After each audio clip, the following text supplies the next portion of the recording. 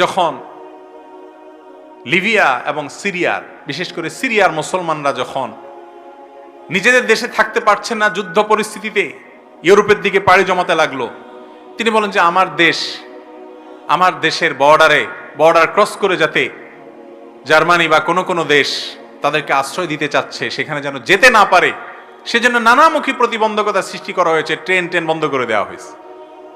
আবার যখন Ukraine Russia যুদ্ধ শুরু হলো, এখন ইউক্রেনিয়ান যারা আছে তারা যদি কোনোভাবে এই বর্ডারে প্রবেশ করতে পারে, তাদের আশ্রয় প্রশ্রয়, তাদের সুবিধার জন্য যা দরকার সব তো বটেই। ওই ভাই বললেন যে স্কুলে ভর্তি পর্যন্ত আমাদেরকে বলা হয়েছে যে যারা এখানে বসবাস করো তাদের বাচ্চাদের পরে আগে ইউক্রেনিয়ান বাচ্চাদের ভর্তি হবে, তাদের অগ্রাধিকার। অর্থাৎ শরণার্থী হিসেবে যখন মুসলমান গেছে তখন নীতি একটা, আর যখন অমুসলমান গেছে তখন নীতি আরেকটা। এ হলো তাদের মানবতা। এইরকম মানবতার সবক প্রতি শব্দে শব্দে পাবেন। ফিলিস্তিনি বাচ্চারা কাঁদে, তাদের মানবতা তখন কাঁদে না। আর অন্য কোন জায়গার একটা কুকুরও যদি কাঁদে, একটা বিড়ালও যদি কাঁদে, সকল টিভির ক্যামেরা সেখানে কাঁদাকাঁদি শুরু করে। ঠিক না ভাই? ঠিক ভাইরা আমার, এইরকম জুলুম, এরকম অবিচার, এরকম গরমিল গোটা দুনিয়াতে শুরু হয়েছে, দিন দিন বাড়ছে।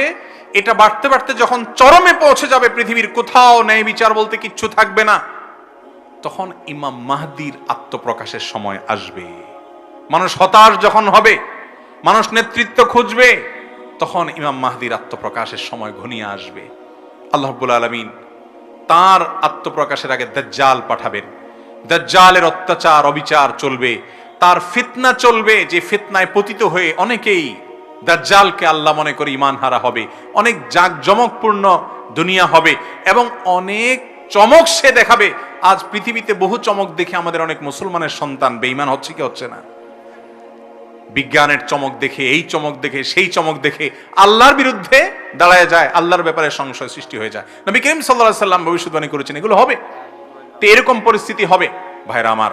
এমন কি দুর্ভিক্ষ দেখা দিবে কয়েক বছর, কোন বর্ণায় 3 বছরের কথা, কয়েক বছরের কথা বিভিন্ন বর্ণায় আসছে যে ইমাম মাহদির আত্মপ্রকাশের আগে পৃথিবীতে এরকম দুর্ভিক্ষ দেখা দিবে। এরপর আল্লাহ তাআলা ইমাম মাহদির আত্মপ্রকাশ ঘটাবেন, তিনি লড়াই করবেন দাজ্জাল এবং দাজ্জালিপনার বিরুদ্ধে, এবং আল্লাহ তাআলা তাকে এমন একটা শাসন দিবেন যে শাসনে আল্লাহর পক্ষ থেকে বারাকা আসছে, আসমান থেকে বারাকা আসছে, সবকিছুতে বরকত আছে। পৃথিবীতে আবার তিনি ইনসাফ এবং নিষ্ঠা দিয়ে পুরো পৃথিবীকে পরিপূর্ণ করবেন।